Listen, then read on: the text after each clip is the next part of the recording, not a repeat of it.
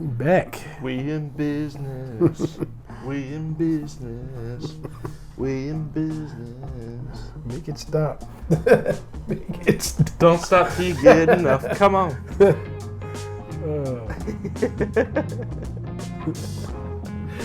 All right.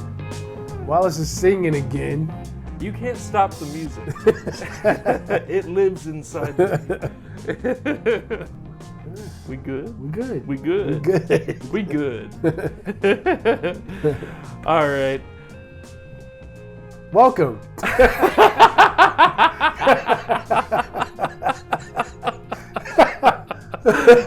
We're a little rusty. Oh my goodness. We do this podcast like once a month. Once a month. And I was like, what are we doing? What are we doing? How do we human in front of people? Oh man. Well, I guess welcome to Cinema Double Shot, everybody.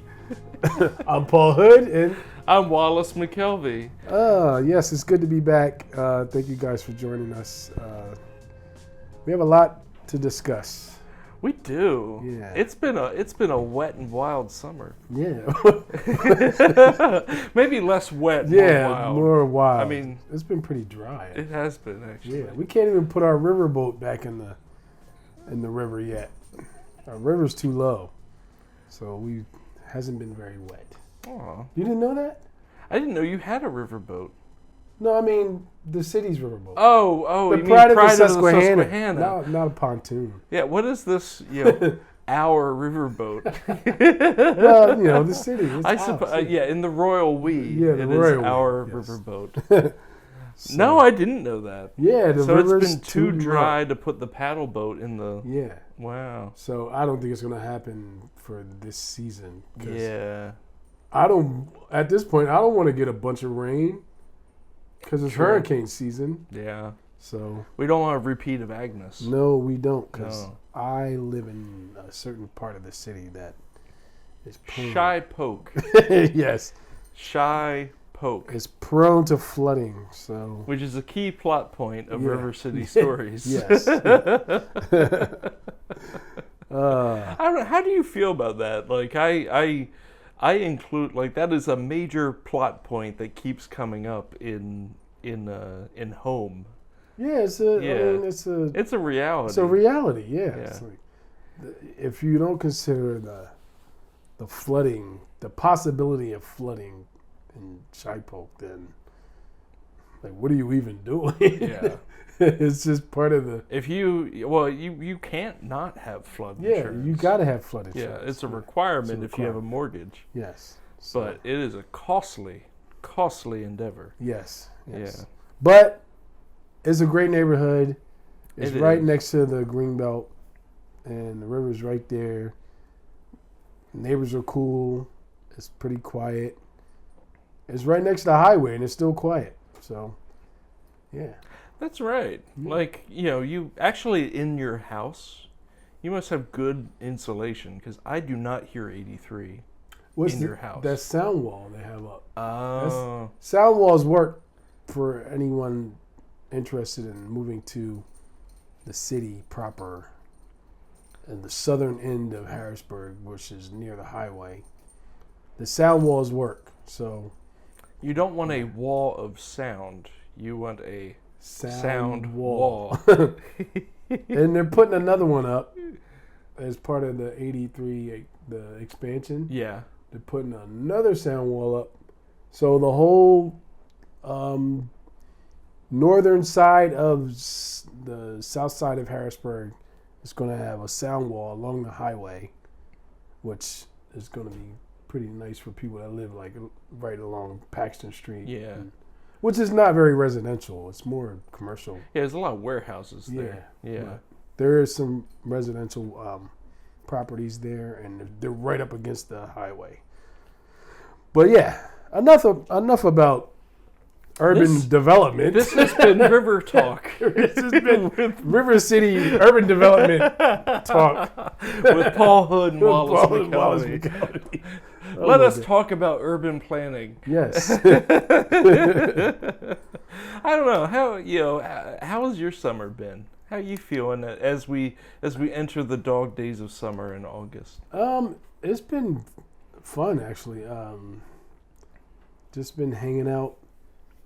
Met some really cool neighbors that we've been connected with, and we've been hanging out with them.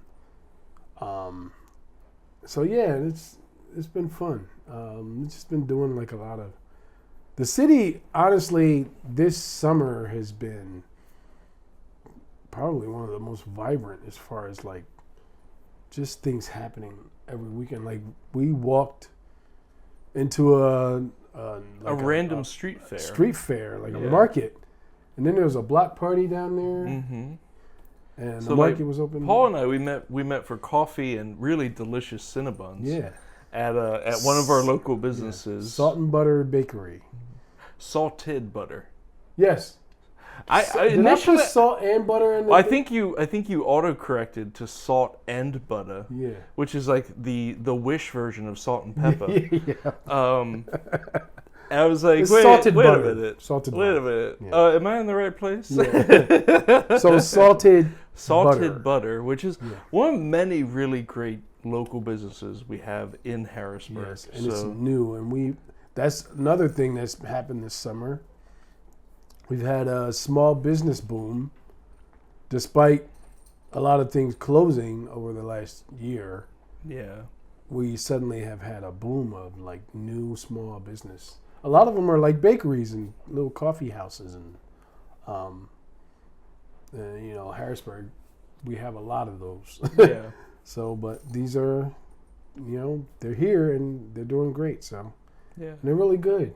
By the way, Salted Butter, those are my neighbors. They're from the Shipoke area too, and they just opened a new shop right here in Midtown. That's one of the wonderful things about living in a small city is like, everybody. Yeah. Like I know the owners of most of the coffee shops here in one form or another. Yeah. And I don't know, you're part of a community. Yep. Yeah. Like I think sometimes because lately there's been a whole lot of drama over people pointing blame over, Harrisburg is in dire straits. Yeah. It's really, it's not. It's same as it ever was. Yeah. Does that mean we should give up and not try to improve things? No. Yeah. There's always stuff that we can be improving, and the city, we've slipped back into urban planning talk. Yeah. But let's finish this conversation first. But like, there's all sorts of stuff the city can and should be doing in terms of attracting business, making sure that it's a welcoming place, that when you come into town, the first thing you see is not an abandoned building. Yeah. That is one thing that I wish someone would get on to. Yeah. Unfortunately, it will cost money, so that's why it a hasn't lot been of money. done. But, for all the urban planners and developers out in the world, come to Harrisburg and just take a walk around the city, and there's a lot of places where there's opportunities here, and some things are happening. Yeah. I think because we're a small, medium-sized city or whatever, you notice when something's missing more than, like, say, in, like, Philadelphia or something. When a business closes in Philly, they're like, oh, I didn't even know it was closed. Yeah. Because there's so much more. But we notice these things here more than most. So. It's a matter of perspective, too. Yeah. Like, some of the loudest voices that are down on Harrisburg are people who don't live in Harrisburg. Yeah. And very often they are repeating stereotypes and tropes that are as old as the sun. Yes. Oh somebody actually said something about 3rd Street one time in a post on social media. I was like, are you stuck in a time warp or something? They're still living in 1968. Yeah, they said something about, oh, there's prostitutes and drugs. I'm like, that's not the 3rd Street that's there now. Like, there's none of that there. I guarantee you somewhere in the city of Harrisburg is a sex worker. But that is not how that works Yeah. anymore. I've never seen a sex worker I've never seen on a street corner in this city. Nope, not. And I've been to every single neighborhood at various times of the day and night, doing legal things, mind you. Don't get the wrong idea. Wallace of the night, everyone. River City after dark. I have never seen a prostitute on a street corner in this city. That's just not the way that works. We don't. This city is not. Not in 2025. Known for that anymore. So. But is there crime? Yes, there's lots of crime. Yeah. And we addressed that in River City Stories. Mm-hmm. But if you actually look at the statistics, if you actually try to quantify it, there's not a significant uptick in it. It's mostly a perception issue. Exactly. And if you don't live in this city, you don't know. Yeah, you don't know. So don't talk about things. Well, no, you can absolutely talk about things. No, you can't. Well, Paul thinks that you should shut up. I'm like, yeah, fine. You want to talk about something, talk about it, but know the facts and look at the bigger context. Don't go spouting off without half truths. A lot of the frustration on my end is people that say things. I'm like, oh, you live in New York. Like, people are saying stuff about Harrisburg. I'm like, you don't even live here. Like, you live in another state. And some of it is, it seems like it's just vibes. Yeah. Like, sometimes people are like, oh, the vibes are off. Mm-hmm. Or this one thing that I really care about is wrong, and therefore everything is wrong. Yes. And they apply that kind of logic to everything you can imagine. Mm-hmm. And I don't think that's helpful. Yeah. I'm not saying we need to be Pollyanna about anything. Yeah. Like, it's a city, so things happen. The only way to make any positive change, you have to be clear-eyed about what is going right and what is going wrong. Yes. But there's a distinct lack of perspective that I've seen on social media and some media lately that just, it needs to be corrected. Yeah. You know, there's lots of really good people here in central Pennsylvania who are doing actual positive things to make change. Yes. Like us. I mean, we're a small part of it. We're a small part of it, but we're a part of it. So, yeah. Anyway, I'd like to have a much longer conversation about this, although the podcast may not be the best place for that. Because most of our audience, insofar as we have one, which thank you for tuning in, is like, shut up and talk about movies already. Shut up and talk about movies. So on that note, today we're going to discuss, we saw two really interesting movies, Wallace and I, in the last 2 weeks, right? Yeah. Yeah. It's been a good summer for movies. Summer, yeah. Not bad. So we took in Weapons, and then we saw Spike Lee's remake of Highest to Lowest. What's the original title? Akira Kurosawa's High and Low. High and Low, yes. So Spike Lee, and here's one thing that really was cool that I found out during the opening credits. Ed McBain wrote the actual book that Kurosawa, did the adaptation. And I was like, Ed McBain's one of my favorite novelists. I have like a collection of his work. Well, actually, his real name's Evan Hunter, but Ed McBain was one of his pseudonyms that he used when he wrote anything that had to do with like crime. Yeah, he did a lot of what we would call pulp fiction. Yeah. Pre-Tarantino. Yes. Paperback crime like novels that you could almost finish in a single sitting. Mm-hmm. They were between like 100 and 200 pages. Yes. He was real pot boilers. One of my favorite authors. I actually emailed him once earlier. Really? Yeah, this is a really cool story. I emailed him early in my writing career, and I asked if he would take a look at one of my manuscripts. I was like, this guy's never going to get back to me. And lo and behold, I mean, it wasn't him. It was his assistant got back to me and said, Mr. McBain, appreciate you reaching out, but at this time he's too busy, and I think honestly his health wasn't the greatest at that time, and then he later passed away. So shout out to Ed McBain, Evan Hunter, one of my favorite writers. Yeah. Thank I you didn't for- know that about it. yeah. I didn't know he was in your pantheon. Yeah, That's cool. yeah. So I went through a period where I read a lot of those kinds of the like pulpy fiction. yeah. Like I read a lot of that in middle school. Nice. I went through like the Raymond Chandlers, and then I kind of worked my way up to more contemporary people.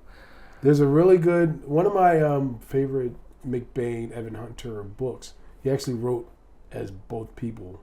It's called Candyland, which I liked it so much. I was like, maybe I should just for fun, write an adaptation, a screen adaptation of this novel. And I think at some point I'm probably going to do it just because I like the story so much. What's the basic plot of it? Basically, so there's two, and I'll try to remember it as best I can, but the first half of the book deals with there's a guy living in like New York City, and he gets caught up in something kind of just like a happenstance, and then someone ends up being murdered in the first half of the book.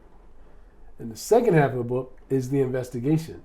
So you get McBain, and then you get Evan Hunter's the first part, which is like the setup for the actual like the crime, and then McBain, who gives you like the gritty side of it. So it's a really cool book. It's called Candyland. So it's like it was written by both of the author's personas. Yeah. That's cool. And so was the style completely different in the first half compared to the second half? It was very almost like, you get the Evan Hunter that wrote Blackboard Jungle, like that style. And then you get McBain, who's like deals with the crime and the gritty element of like the urban scene. That's really cool. This is really cool. A lot of the big authors from that era would adopt pseudonyms for the different things that they wrote because like it's a marketing thing, right? Like you have one audience that's there for the prestige literary fiction, and then you have a different audience that wants the like run and gun like action fiction. So you get both of those in this book, and it's a great read. It's a tidy 200 and some odd pages. Yeah. So Candyland by Ed McBain and Evan Hunter is one of my favorite. Yeah. So it was really cool to see that he High and Low was something he crafted. So have you read High and Low? I haven't read it. Have you seen the Kurosawa version? No, I didn't see that version of it. All right. Well, why don't I'll set up I'll set up a little bit, set the table for our conversation about this. So Spike Lee is like a big fan of Akira Kurosawa, who is one of the greats. He's a master of Japanese cinema who started he started out as an assistant director actually for some of the big names of Japanese cinema in like the 30s. Yeah. I believe he initially worked on silent films, which in Japan kind of lagged behind America in some ways. Like they were still making silent films like well into the 1930s. Nice. When America was kind of dealing with all the problems associated with filming with sound. And in many ways, I think that created a really cool film culture in Japan because, at least from my vantage point, Japanese cinema has these really striking visuals. It is such whereas America, because it adopted sound a lot quicker and then had to deal with limitations because, when you had those old-fashioned microphones, you had to overcome all of the challenges of these microphones that would pick up everything on set. So everything had to be really locked down, no camera movement, and you'd have to have the microphone like right here in order to pick up the dialogue that actors would be delivering for the film. In early Japanese cinema, you didn't have that. So much like the Germans in German Expressionism, a lot of those early Japanese films are so striking visually. They did a lot of filming outdoors on location for these silent films. Nice. That once sound kicked in America, American films didn't shoot outdoors for the most part. You didn't see that come back in again until the 50s when the microphone technology caught up with it. So you have all these master filmmakers like Mizoguchi and my favorite Ozu and Kanedo Shindo and all these wonderful Japanese directors who really made their chops in silent cinema, developed a really beautiful sense of visual filmic language. And Akira Kurosawa is probably the best known of those directors. Yeah. Known worldwide. He, in addition to High and Low, he did Seven Samurai and Ikiru and Rashomon. And he brought some of those, like the visual sensibility of these gorgeous, visually sumptuous silent films. He brought that into his sound work. Yeah. And even compared to American cinema, a lot of Kurosawa's films are shot on location or on sets that approximate location. Like Rashomon, he actually filmed large stretches of it in the forest. Yeah, Rashomon's great. I was in a production of Rashomon. You were with Erica. Yeah. Narcisse Theater. Yeah, that was a lot of fun. That was a great play. Yeah. Side tangent. Yeah. But that was freaking fantastic. Yeah, thank you. Rashomon was one of the first Japanese films I saw when I was like 10 or 11 years old, and I just fell in love with it. Yeah. But High and Low is actually, for Kurosawa, he was best known for these period pieces that involved samurai. So Rashomon is an example of that. Seven Samurai is an example of that. Yojimbo. But High and Low is set in contemporary, what was then contemporary. We're talking about like, I think 1959 or so. Contemporary Japan. Okay. And it follows a kidnapping involving this like wealthy business scion. Initially he believes that his son has been kidnapped, and he finds out after the fact that actually it's his best friend's kid who's been kidnapped. And it creates like weird interpersonal and class dynamics. And High and Low it has just a really it's a longer film. It's actually 2.5 hours, but it is so taut because you're kind of on your edge of your seat watching these families deal with this thing. Spike Lee, I think quite shrewdly, looked at this film and was like, especially the class stuff resonates as much today as it did in the 50s. Do you want to pick up from there? Let's talk about highest and lowest. What the plot is for this, because there's some key changes that are made from the original to this one. Like the bigger plot is the same. But the bigger plot, the overall plot's the same, but in Spike Lee's version, the businessman played by Denzel Washington is a record. He owns a recording studio. He's a mogul. He's a mogul. Not to bring this up, but he's kind of like P. Diddy. Yeah, he's like P. Diddy, but like both a rapper, but a rapper who kind of like morphed into a businessman. Yeah. So he's dealing with the record industry as it is today, and trying to keep up with the way the record business runs now. And so Um, he's basically he's trying to keep everything afloat, and then the big event happens with the kidnapping, and so he's dealing with that. And Jeffrey Wright plays the assistant to Denzel Washington's character, and that's where the class separation is in this film. So,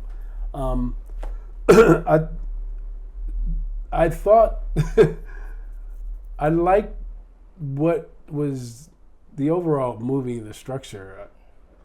The only part that I struggled with was when the scene on the subway, like that. Really, I was like, all right, Spike, we get it. I don't want to spoil. I don't want to spoil the movie because it's actually going to be on streaming soon. And Spike definitely spiked it up. Yeah, like it is a New York. It's a very New York movie. But it's entertaining. The performances are great. A$AP Rocky was actually really. I was kind of surprised. I thought he's one of the breakthroughs of the year. He's one of the breakthroughs of the year. So part of the thing that makes where Spike Lee's highest to lowest diverges significantly from high and low is that it develops the character of the kidnapper a bit more. And like you have this like really great clash of wills between Denzel Washington's mogul character and A$AP Rocky's like somewhat like someone who idolized the Washington character only to be disappointed, disillusioned, jaded, and then angry. Like this is an up and coming aspiring rapper that A$AP Rocky is playing who like is like viscerally angry about some of the class issues and the sense that he can only go so far, and the whole world is keeping him down. And he can only go so high, but he's on the low end. Keep getting pushed down. It's a very basic plot. And so there's this big confrontation that exists in the original, but from what I remember, the original it was more driven by the police. In Spike Lee's version, Denzel is very clearly the protagonist. And it follows Denzel's character all the way through to this big climactic, match of wills against A$AP Rocky's character, the kidnapper. I think Spike does a great job of throwing these little curveballs because Jeffrey Wright, who's amazing, his character in the movie, I was like, at one point, I was getting really suspicious about his character. I was like, Yeah. And that was a great, I don't know if that was just my perspective gaining hold on what I was watching or if that was something that was purposeful in the writing of the script. But I really enjoyed that. I attached myself to that perspective, which made the movie more enjoyable for myself. I just think the like Spike, what he did in, all right, did you see Chirac? Mm-hmm. It got kind of Chirac-y, like. Overly complex. Yeah, I was like, all right, don't do this. I think when Spike Lee tries to throw in abstractions, I think that's where he loses some of his power in his filmmaking. It's weird because on one hand, I love that Spike Lee cannot be anyone other than Spike Lee. Yeah. Even when he's making ostensibly a popcorn movie, he wants to kind of dabble in the issues of the day and find ways to integrate them into it. Like there are a bunch of really wonderful moments in Inside Man, the heist movie from 2006. I found myself thinking about Inside Man watching Heist. And this is very similar to Inside Man. It's another kind of like glossy, well-produced thriller that has all of this like social commentary. Yeah. Some of it is hidden, and some of it is just right there, and he punches you in the face with it. Yeah. But like Inside Man, it has all those moments with the, the mayor's fixer, and it has those moments with the cop who's talking about how he'd rather be a racist a racist old man than a well-meaning corpse. Yeah. With I'm the surprised implication, he didn't bring that character back in Highest to Lowest. I am surprised too Because he was in 25th Hour as well. Yeah. The detective. Yeah. The one that's like, shit. Shit. That's a great character to like bring back in your movies, especially when Spike Lee. It's been a while since he hasn't done anything that's not based in New York City. And you kind of get that in Highest to Lowest with the trio of detectives. Yeah. Where they're all three of them say and do some questionable things, and in some ways they're almost like a Greek chorus of incompetence. Yes.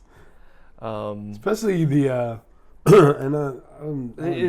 one of them is the guy from that auto insurance commercial. Yeah, he plays Mayhem. He was in Oz as well. Oz. I forget the actor's name. Oz, by the way, just a sidebar. If you haven't seen Oz on HBO, I highly recommend it. It's even before The Wire. Oz was So Oz is like the Bible of all of the shows you've been watching over the last 10 years as far as like episodic television. Oz is amazing, so check out Oz. But the actor that plays Mayhem in the auto insurance commercials. Did you get the little joke? There's a little joke in there about Mayhem, and then like something about there was insurance jokes. Yeah, which I was like, "Come on, Spike." Which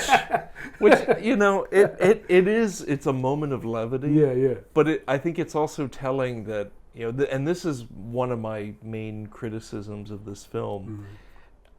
Spike Lee is clearly having a lot of fun with this, but he's throwing a lot of stuff at the wall and seeing what sticks. Yes. There's not, the thing that helped with Inside Man is it had a real propulsive narrative thrust, driving it through. This one kind of felt a little lackadaisical. There were a few really great scenes and a couple really great shots. For me, I'll go through some of my favorites, and then you can go through yours. And I also want to hear more about what you thought of the train scene. Oh yeah. I really loved, first of all, there's a shot where Jeffrey Wright's character, at this point, it's uncertain whether the mogul is going to rescue his best friend's son, who was kidnapped, instead of the mogul's son. And Jeffrey Wright's character approaches him, and you don't hear anything. You see through the window, and the New York skyline is in the background. Denzel Washington's mogul is in the center of the frame. You're looking at him through the glass of his penthouse. Yeah. And it is similar to a shot that's in the original High and Low. Yeah. And Jeffrey Wright comes in, and the two of them like share this moment together. And you're like, oh God, what are they talking about? By the end of it, you know what they've talked about. Yeah. But it's a really great moment of pure cinema that is very Kurosawa. Yeah. You don't get a lot of dialogue. You don't get any dialogue, but you know exactly what's going on, and you have a sense of the tension and also the character without there being a word spoken. I love that. Like, it was like a 15-second shot. It was a single shot through the penthouse windows. I love that. I actually do love most of the train sequence. I thought the stuff on the train was very well edited, personally. I will say, I don't know if this is what you objected to, but the intercutting from the concert to the train to the concert to the train, not sure that worked. I think But the actual propulsiveness of that scene kind of worked for me. I think he was trying to show. First of all, I think he was. It was a nod to Hispanic culture in. I think it was Brooklyn, which Spike Lee is. That's where he brings lived. back one of his stock actors for that scene, and real people to perform at this Puerto Rican street fair. So I think he just wanted to show. There's an event happening, but then there's also this underlying, like, criminal scheme under that, which is very New York City. Because you get the vibrancy and the color and the event and all of this busyness, and then under that is something. But the one thing that that threw me was I feel like if he would have, like you said, with the cutaways with the event, I think he should have used that event at the end of the sequence on the train, just with the cop just walking into there and then getting caught up in that, and like have the chase through the street fair. But don't set it up. With like Rosie Perez and all that. Yeah. Like it did feel like it was Spike Lee kind of throwing a bone to his old friends. Yeah. And like, kind of creating a sense that there's a whole other world beyond what's happening. Because Spike Lee's movies do have a universe, and a lot of people don't realize that there is a universe to his work. And if you're a fan of Spike Lee, like we are, you notice these things. So there was a really, and this is I wanted the scene on the train to be very intricate and almost a little more methodical and less chaotic. Yeah. I was like, oh, this is going to be interesting. How are they going to do the handoff with the cash? Yeah. And there was a missed opportunity to be really clever, and the way that the cash was handed off, I was like, what are the odds of that? That it would... Yeah, so mild spoiler here. We can't talk about this movie without having spoilers. Yeah, so sorry. So basically, Denzel Washington is instructed to just drop the bag through the space between the cars on the train and let it fall below the track, where the kidnapper is waiting at just the right spot to basically catch the bag of cash. Now, editing-wise, it was a brilliantly edited scene, like the whole sequence. But it seemed very, almost like coincidence, not planned. And I was like, hold on a second. Wasn't that an accident? I don't know. I was like, wait a minute. You're a much bigger stickler for continuity than I am. I just rolled with that. Yeah. But you're right. Yeah. It doesn't make a lot of sense if you think about it. Like, I think I wanted it to be more slick. I wanted it to be like almost like Ocean's 11, kind of like really sleek setup. And I was like, all right. And Spike tends to make things a little almost too grimy. Like, I don't know, like for something like that, I was like, oh, I wanted that to be like really slick and really clever and really heighten the tension on it. And so that is my only real criticism. The train scene was fun, but I was like, all right. And then the little nod to, the Yankees and Boston rivalry. There's a breaking, it's a breaking of the fourth wall thing was really. I was like, all right. Well, initially, you know the one character actor who's like been in a bunch of Spike Lee movies, but he's the one who yells like Boston sucks at the beginning of that sequence. Yeah. Initially, I thought that character actor was going to be in with the kidnappers. Yeah, because he gave... Turns out he's just a loudmouth on a train. Loudmouth on a train, which is very New York. For any of you, and probably most of the viewers of this podcast have been to New York City, I'm sure. Yeah, or they know the type. Yeah. But I'm telling you, the train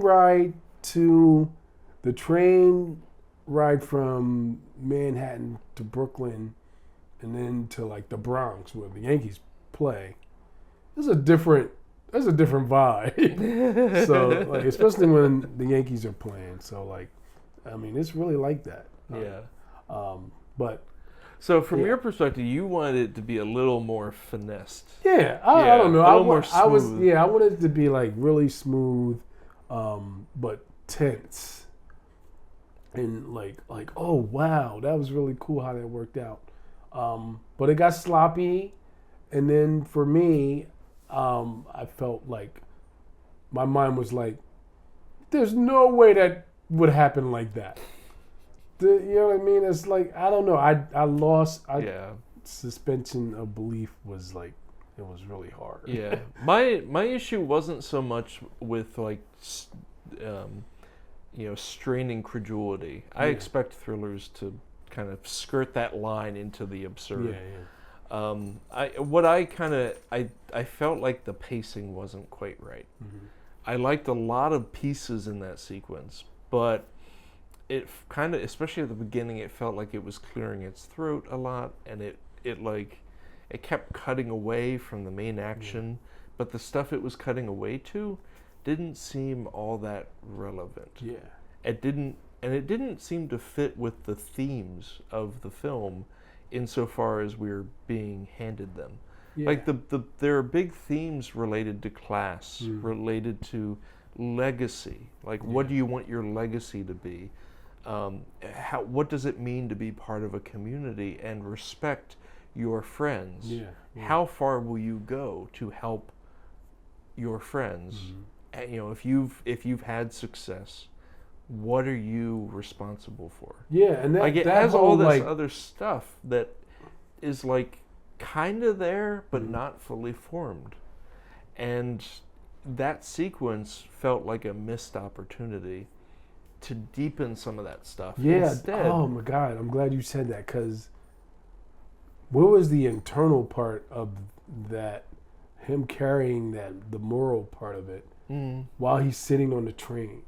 Yeah. Like, I felt like when he got on the train, a lot of that should have been heavier on him. Yeah. And that's a tricky thing to do in screenwriting, is to show that. But whereas it was just kind of an action sequence. Yeah, it was an action sequence. It could have just as easily been pulled from Unstoppable, another Denzel Washington movie about a train. See, if you can mix an action sequence with the whole moral question, which is what I wanted more of, that makes you invest yourself a little more. Yeah. And then when the actual payoff happens, it's, I don't know. I just felt I'll say this though, there's an even more masterful sequence. Do you know what I'm talking about? That like speaks to these big themes. All right, so this is probably not it, but I really enjoyed when he went to the studio. Yep. All right, so we're on the same page. Yeah, that's how that was the best scene in the whole film. That whole scene was amazing. Yeah, I was like, this is Spike at his best. So again, we're deep into spoiler. Yeah, we're spoiling the shit out of this. So Denzel Washington, through a couple kind of convoluted plot developments, learns who the kidnapper is. Basically, the kidnapper, he recognizes music that he heard in the ransom call, and he connects it to this up and coming rapper who is getting some traction on TikTok or something, a TikTok-like platform. And he goes to the wife of the rapper, who talks about how he's suddenly got money and yada yada yada. And then he goes to the studio where A$AP Rocky, the up-and-coming rapper slash kidnapper, is recording. He's in the recording studio, and they have a face-off. It's great. Oh my God, it's And so good. it's a great piece of writing. Yeah. It's a great piece of performance and directing. It's a great piece of editing. Yes. Like, everything comes together finally in this confrontation between old, somewhat like lazy mogul, Yeah. and thirsty, desperately striving young rapper trying to make a come up. And that is happening all over the universe. All the time. Yeah. It's happening all the time. So that's a very relatable thing. And then the way he underestimated Denzel's character, and when they had the battle, the rap battle in this is A+. Yeah. And as a fan of hip hop, I'm sitting there going, "This is fantastic." Yeah. It's a wonderfully constructed scene from top to bottom, and having them first battle it out via rap before any guns are fired is just a wonderful screenwriting trick. Yeah. It builds the tension until you get to the violent outburst. Yeah. And I was just in the theater grinning from ear to ear when that scene was unfolding. That was I was like, oh, here we go. This is the Spike Lee. Yeah, he came back. But other than the convoluted train scene, which is fun. It's a fun little side thing, but I think he could have sharpened that up a little bit. But highest to lowest is still a watchable Spike Lee. It's really watchable. Yeah. It's entertaining. Like, you're not going to go into it and leave being like, oh, I had a bad time. Yeah. But I actually wanted to talk a little bit more about the deeper stuff here. Yeah. Because after that big confrontation, I think the movie loses its power again. It slows down again, and it's and then it ends with this random female singer auditioning for Denzel's character. Well, remember his son had mentioned her earlier. Yeah. So, no, she's mentioned at the beginning, and then they come back to her. But I feel like they could have put that somewhere earlier in the movie just to show, or just not done it at all. Yeah, or just cut it out. But if you're going to keep it, something like that. It wasn't powerful enough to end on. Yeah. And then there's also there's a second meeting between Denzel and A$AP Rocky, where now in prison for felony kidnapping, the rapper is like, oh, you should sign me to your label. Yeah. And Denzel is like, hell to the no. Yeah. Which was another, I thought, a really audacious confrontation. Yeah. Between them, but it just turns into, I'm like, oh, he's trying to be abstract again when he doesn't have to be. I don't know. Yeah. He's trying. Spike has a lot on his mind. Yes. But so the thing, it's weird to be like, oh, I wish this movie were something different. Yeah. But I wish this movie leaned into the age and the class conflict. Yeah. Because you've got wealthy incumbent, older guy who's mostly concerned about conserving his legacy. Yes. There's a whole thread in there about how he's reluctant to sell his company. That was a very interesting part of the film. I was like, oh, and he's dealing with the guy he's trying to buy out. And there's racial dynamics in there too, because he has built up this catalog of mostly black artists, and he's probably going to sell it to a mostly white label, and he's worried they're going to scrap it for parts, which is justifiable. And then on the other side, you've got A$AP Rocky, who is like, y'all are just kind of keeping people out. Yeah. You are the gatekeeper. Mm-hmm. He calls Denzel on that character's BS. Yes. What I think would have made the movie much better and be more tonally consistent, I wish Spike had focused more narrowly on the conflict between Denzel's character and A$AP Rocky's character. Yeah. Like, set it up sooner. Like, even just have a few scenes where you follow the up and coming rapper through his various travails. You can still treat it like a mystery. Mm-hmm. You don't have to reveal that the rapper is the one who like is behind the kidnapping. But if you develop the young rapper character earlier and shown his struggles, you could have fleshed out some of those themes a little better. But instead, we're introduced to A$AP Rocky's character deep into the film. Like, way deep. I thought I was going to see him, like, his character, like, early. And that goes back to the end with the female R&B singer. I was like, they probably, I don't know, I feel like that's where they could have started the film. Just showing how he operates as a owner of a record label. Yeah, like I think if you showed more of Denzel being a somewhat complacent, lazy, like mogul type, and if you showed A$AP Rocky being really like thirsty, hustling, struggling, it creates this even more tension between those two characters. And you don't have to reveal anything; just have them move in their separate worlds. Yeah, I mean, I can see where that could be one of those things where you're like, especially with the phone conversation, you're like, oh, that's him. But I feel like they could have masked that somehow. Yeah. Instead, they introduce, Spike and the screenwriter introduce a slew of just like extraneous, unrelated characters. Yeah. And they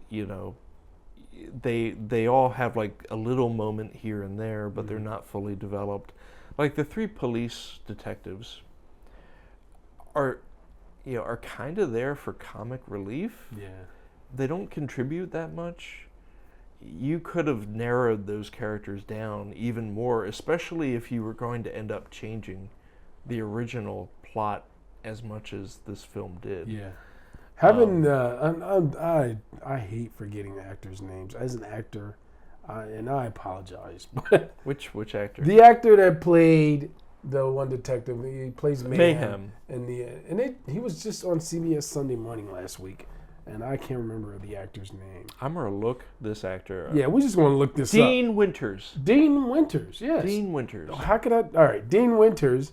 I feel like having him in, I was like, don't do an insurance joke. And he did it.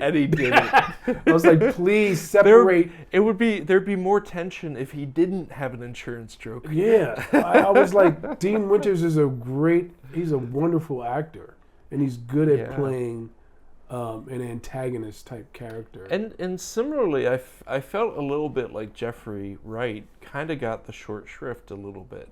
Yeah, they could have beefed his role up. Jeffrey Wright's character was kind of a red herring in this film. Mm-hmm. Like, you're meant to suspect him, and then he ends up like helping Denzel's character kind of in the final confrontation, but he pieces out and he's not there for the actual confrontation. Yeah. It's muddy. Mm-hmm. It's a film that the plot is muddy, the themes are kind of muddy. I think it would have been a more effective film had some of the extraneous elements been taken out of the picture. I think they didn't cut enough out of it. That's the simple. And it is to simplify. It's a 2.5 hour movie. Yeah, they didn't cut things out that should have been cut out. That would have tightened it and made it more and they could have, the moral question in this particular adaptation of it was the interesting part of the movie, and I was like, Yeah. man, is he gonna do it? Is he gonna come through, or is he just gonna, like, you don't know if he's really gonna do it? And there's a tense scene with him and Jeffrey Wright, his character, And it all just gets kind of tied up in a, like it all kind of ends up being a happy ending, which just, to me, it felt like it undercut the big themes. Yeah. I kind of think, much like some of our other big directors lately, like Tarantino with Once Upon a Time in Hollywood and Scorsese with The Irishman, a lot of our big directors, it feels like they're really preoccupied with legacy. Yeah. What is my legacy? How am I going to be perceived?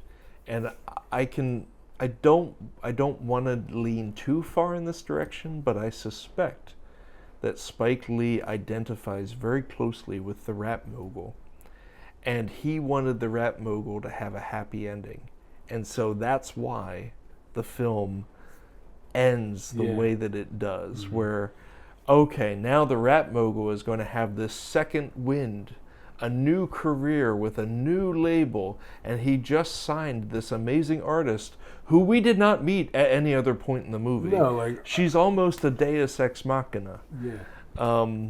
And I don't hate the movie. Don't get me wrong; it's a good movie, but it's disappointing because it kind of felt like Spike Lee had his thumb on the scales on behalf of one of the characters, the protagonist. And that kind of treatment, it took some of the air out of the larger, what could have been a more interesting thematic arc. Yeah. Of like young guy versus old guy. A lot of missed opportunities in Highest to Lows, but check it out. Yeah, and here's the thing. A movie that can inspire this much conversation is not a bad movie. It's not a bad movie. Even Spike's weakest, and he's made a few films that were like Chirac being probably the most bizarre, over sexualized, just Anyway, which I will say, Angela Bassett is freaking fantastic in Chirac. Yeah. It has great performances. It has great performances, but it was just a messy movie. But even his weaker end of his movies are still, Spike's one of my favorite filmmakers. He actually inspired me to do this thing called filmmaking and writing. So he's a huge. So whenever he makes a film that's kind of like, I still see like parts of it where I'm like, this is like the scene in the studio that was vintage Spike Lee. Yeah. Yeah, just the verbal wordplay and like the great editing, cinematography, like all of that was very much. I was like, oh, this is where he shines, and he gives you a lot of that in Highest to Lowest. And Denzel and Jeffrey Wright, even though Jeffrey Wright's character, like we said, got, I feel like his role was probably not the best for him. I felt like he was miscast. I don't know. Is that a wild statement? No, I think I wish that he was either given more to do, or less to do. Mm-hmm. Where it stands is like he is set up as the main antagonist, and then as soon as you know that it's not him, that character disappears. Yeah. Which is a weird choice. That would have been so that would have been the plot twist of all plot twists. What? If he was in on it. If he was in on it. He was in on it. That's with what A$AP kept Rocky. me. That's what kept me interested in him. I was like, is he in on this? Like that would have been crazy, but that's not the story. But that would have been. That's where my mind attached itself to that, which made the movie more fun for me as a. Yeah. So I think it's a great tip, like writing wise. It was good. Yeah. I feel like the script needed a few more drafts. Yeah. The script needed a few more drafts, and who knows what actually happened. Yeah.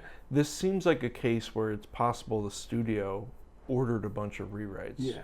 That's also possible. Mm-hmm. You never know what happened Yeah. along the path to getting a movie made because movies are hard. They're hard. They're hard. But I wish that someone had like script doctored this a little bit more to emphasize the most interesting parts. Yeah. As opposed to what feels like a kind of a jumble of like interesting ideas that are all just like tossed at you. Yeah.